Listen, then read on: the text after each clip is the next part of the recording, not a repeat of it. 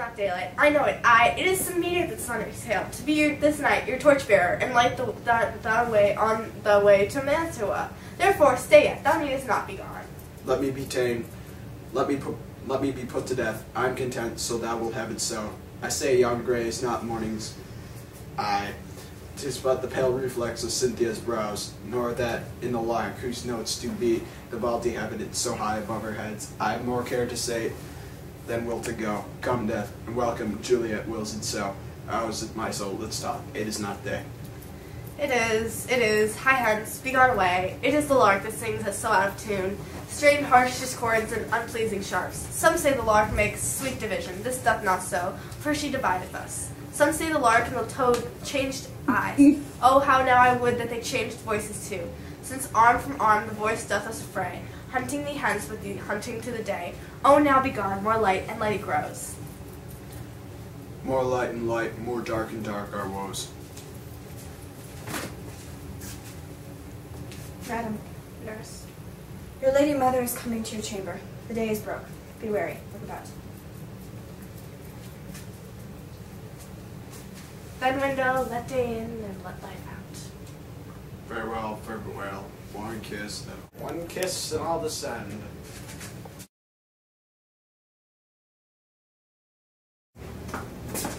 Art thou gone so?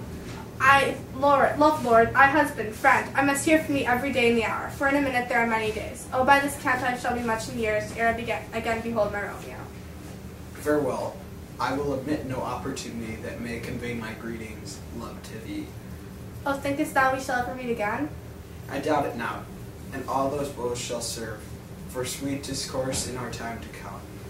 Oh God, I have an ill-divine soul. Methinks I see thee now, but now art thou below, as one dead in the bottom of a tomb. Either my eyesight fails, or thou lookest pale.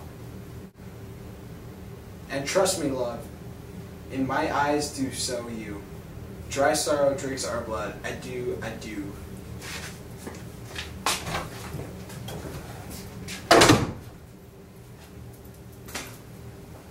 Oh, Fortune, all men call thee fickle. If thou art fickle, what dost thou with him? That is my renowned faith. Be fickle, Fortune, for then I hope that will not keep him long. But who is that calls? It is my lady mother. Is she not down so late or up so early? What unaccustomed cause procures her hither? Why, how now, Juliet? Madam, I am not well. Evermore weeping for your cousin's death? What, wilt thou wash him from his grave with tears? And if thou couldst not make him live. Therefore have done. Some grief shows much of love, but much grief shows still some want of wit.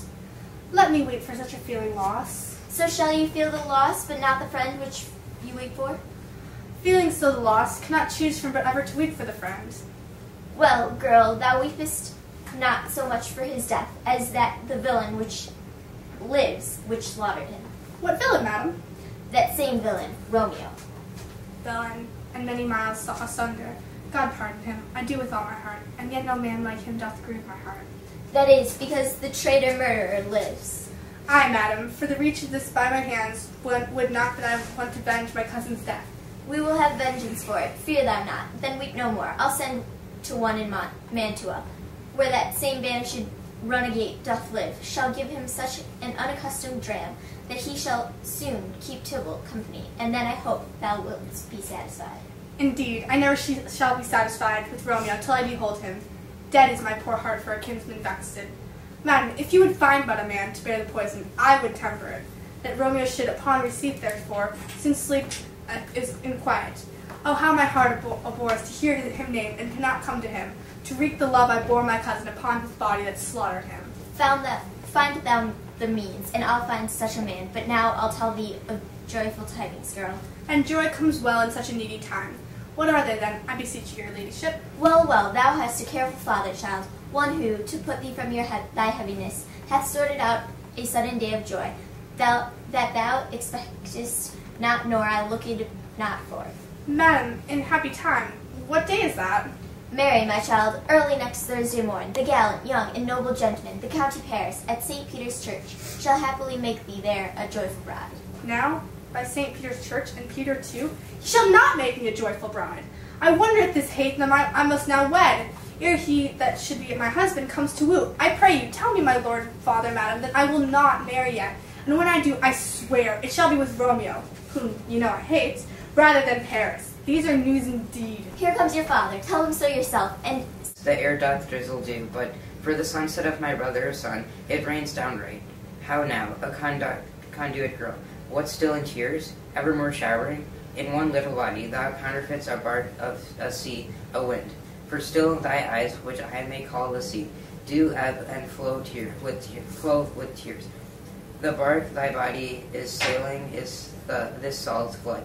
The winds thy sighs, who rages with thy tears, and they with them. Without a sudden calm will overset thy tempest-tossed body. How now, wife, have you delivered to her our decree? I, sir, but she will none, and she gives you thanks. I would the fool word married her to. Soft, soft, take me with you. Take me with you, wife. How? Is she none? Doth she not give us thanks? Is she not proud? Doth she not count her blessed? Unworthy as she is, that we have wrought so worthy a gentleman to be her bridegroom. Not proud you have, but thankful that you have. Proud I can never be of what I hate, but thankful even for hate, which that is meant for love. How now, chop loggy. What is this? Proud and I thank you, and I thank you not. And yet not proud, mistress minion you. Thank me no thankings, nor proud me no prouds. Be but fettle your fine joints against Thursday night, to go with Paris to St. Peter's Church, or I will drag thee on a hurdle thither. Out you green sickness, Karen, out you baggage, you towel face. Fie, what, are you mad? Good father, I beseech you on my knees, hear me with patience but to speak a word. Hang thee, young baggage, disobedient wretch. I tell thee what, get thee to church, O Thursday, or never look at me in the face. Speak not, reply not, do not answer me. My fingers itch. Wife, we scarce through us blessed, that God had lent us but this only child. But now I see that this one is one too much, and that we have a curse in having her, out on her, hiding. God in heaven bless her. You are to blame, my lord, to rate her so. And why, my lady, wisdom, hold your tongue, good prudence, smatter with your gossip, go. I speak no treason. God ye good. May not one speak? Peace, you mumbling fool, uttering your gravity or gossip bow, for we're in no need of that. You are too hot. God's bread it makes of me mad. Day, night, hour, tide, time, work, play. Alone in company, still my care hath been to have her matched, having her provided. A gentleman of noble parentage, a fair diminutus, youthful and nobly trained, stuffed, as they say, with honorable parts, proportioned as one thought would wish a man. And then to have a wretched pulling fool, a whining mammoth in her fortune's tender, to answer, I'll not wed, I cannot love. I am too young, I pray you pardon me. But as you will not wed, I pardon you. Grace where you will go, you shall not house with me. Look to think, I don't used to jest. Thursday is near, lay hands on heart, advise, and you be mine. I'll give you to my friend, and you be not hang, beat, beg, starve, die in the streets. For by my soul I'll never acknowledge thee, nor what is mine shall never do thee good. Trust to be thank you, I'll not be forsworn.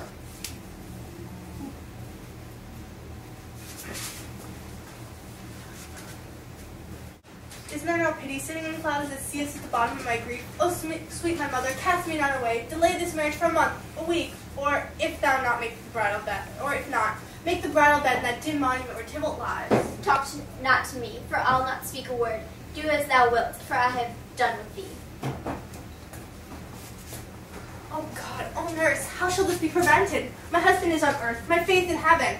How shall this faith be returned again to earth, unless the husband shall be spent up to heaven? By leaving earth, comfort me, counsel me. Alack, alack, the heavens should practice stratagems upon so soft a subject as myself. What sayest thou? Hast thou not a word of joy? Some comfort, nurse. Faith, here it is. Romeo is banished, and all the world to nothing, that he dares ne'er come back to challenge you. Or, if he do, it needs must be by stealth. Then, since the case so stands now as it doth, I think it best you marry with the county. Oh, he's a lovely gentleman, Romeo's a dishclout to him, an eagle, madam, not so green, so quick, so fair an eye as Paris hath. Beshrew my very heart, I think you are happy in this second match, for it excels your first. And if it did not, your first is dead, or 'twere good as he were. As living here, you are now away from him. Speakest thou from my heart? And from my soul, too, or else beshrew them both. Amen. What? Well, now thou hast comforted me marvellous much.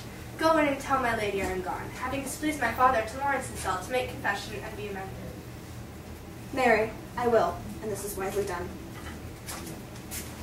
Ancient damnation, almost wicked fiend, it is more a sin to wish me thus forsworn, or to dispraise my lord with the same tongue, which she hath praised him with that above compare so many thousand times. Go, counselor, thou art my bosom henceforth shall be twain. I'll go to the friar to know his remedy, or if all else fails, myself have the power to die.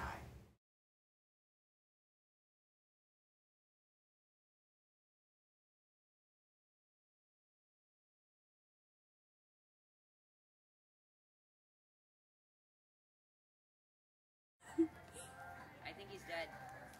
The tragic horse finally died. A terrible death.